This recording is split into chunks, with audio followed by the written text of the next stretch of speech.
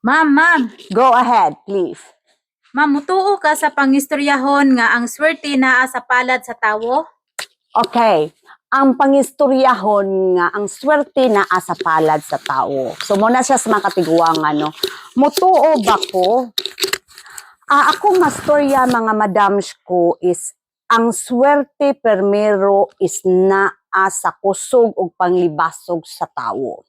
Inubanan sa swerte o pag-ampo sa Ginoo. Ana dagway dams. Kay nga naman dams, kay kung atong saligan ang swerte dams, unya dili ka maningkamot sa imong kinabuhi dams, murag ang ending nimo dams, nagsigi ra gyud ka ana og sugod sa permero, dili dagway ta mo asenso. Pero dams, sa totoo lang, sa ako aning opinion ha, ako aning opinion, again real talk ako opinion, why so kanay, ang swerte mangguda matod sa ako ang inahan. Mutuo siya. Ako dam as nagdako sa akong mama, mutuo pod ko gamay sa swerte. Meaning that naay tao dagway siguro nga medyo malason, naapoy tao nga swerteon. Kay dili manggud pod tanan mga madams ko nga pwede nimo iingnon nga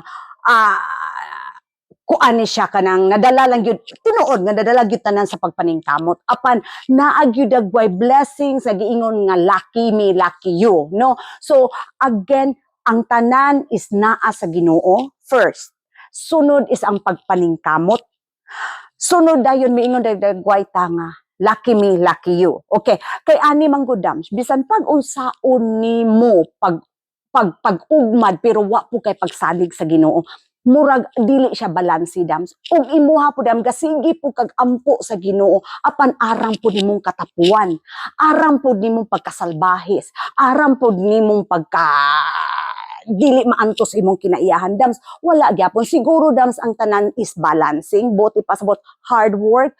Again, first is pagampo sa Ginoo, hard working ka nga pagkatao, mapaabsanon ka nga tao, kabalo ka makibagay sa uban, kabalo ka mo respeto, naa nimo ang kaayo sa Dios. Siguro dams, tabangan gyud ka, ipahimutang kag tarong sa Ginoo.